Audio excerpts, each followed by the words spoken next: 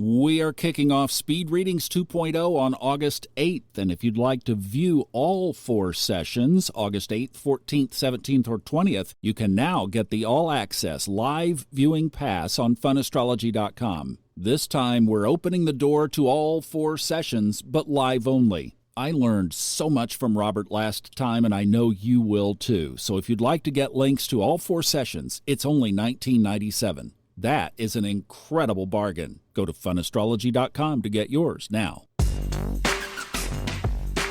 Welcome to the Hump Day Wednesday, July 24th Fun Astrology Podcast. Thomas Miller, thank you so much for being here today. We do have some interesting astrology to talk about. There are no direct aspects in the sky today, nothing hitting exact, but we do have some incredible aspects, including a yod in today's chart. So a little bit of structure here that is still in place. We haven't mentioned this in a while. It hasn't changed in a while.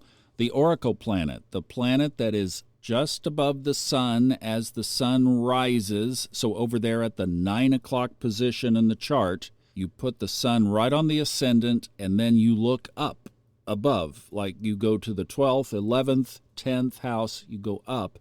So the 12th house, 11th house, 10th house, that direction. And the next planet you see from the sun going up, that's the Oracle planet. It's the one that was crossing the ascendant last before the sun. That's the one that is heralding the theme of the day. Well, that's been Jupiter, and it continues to be Jupiter and will be Jupiter until Mars takes it over here in August. Now remember, Jupiter is not only just a rabbit's foot in your pocket from the sky. Jupiter really is about expansion. It's about growth. Jupiter gets this, it's all good luck. It's not just a lucky charm.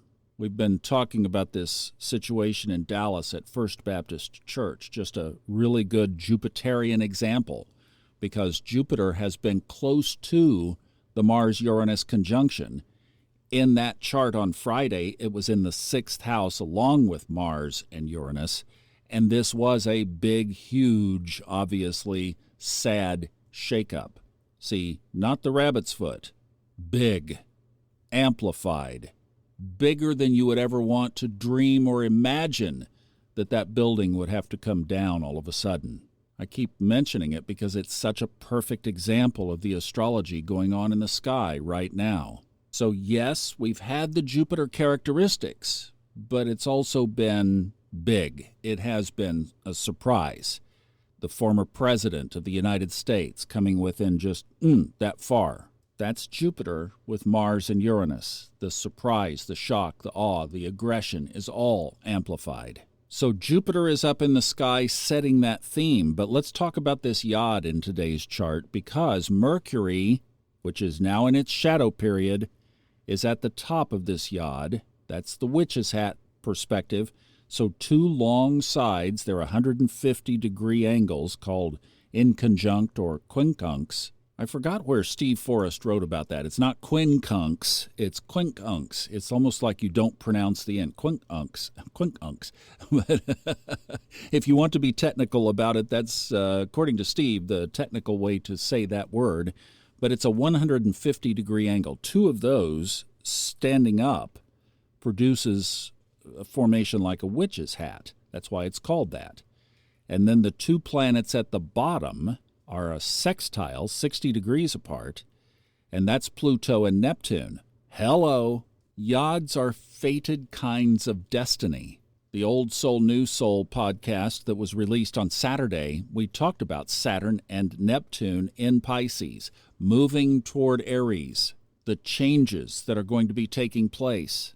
Pluto getting ready to go back into Capricorn to sweep the floor before turning out the lights and moving into Aquarius for good in November of this year. So Pluto and Neptune in favorable cooperation. The truth will be known. There's going to be transformation. Old structures are going to fall, thrusting that energy up into the planet of communication. What do you think the message is? Change. Yods are fated. They're going to happen. Something's going to unfold. It's that part of astrology that makes you wince about how much free will versus fate is going on. These are synchronicities that are going to happen, basically. So here is this little subtle signature in the sky that could be often overlooked, where we are saying that the changes of transformation, and listen to the Old Soul, New Soul. Robert did an excellent job outlining what the whole Neptune in Pisces moving toward Aries, Saturn right behind it, what all of that means. That's the kind of change that we're talking about, that this Yod is pointing out. And it goes up into the planet of communication. The other thing that I would attribute the Mercury characteristic here of, I like to attach it to our monkey mind, represented by Mercury. It's our thinking mind. Our thinking mind is also under this transformation. And that's what separates the high timeline from the low timeline. And we always get to choose. This Yod is not in any kind of way anything to be feared. This is beautiful symbolism of something that is going to be massively happening in our world. And it is a buckle up, get ready. I said on Monday, I bought a popcorn machine. I wanted something. I was like sitting there over the weekend, and I thought, I just want some popcorn. Well, we're all going to want some popcorn as this continues to unfold, because we've already seen, just in the past 10 days, it's been a wild ride. Fasten up, and we'll be right here, ringside to all of it, calling the shots by the day. Thank you guys for listening. I appreciate you so much. Have a wonderful hump day. I'll see you back tomorrow. Bye-bye.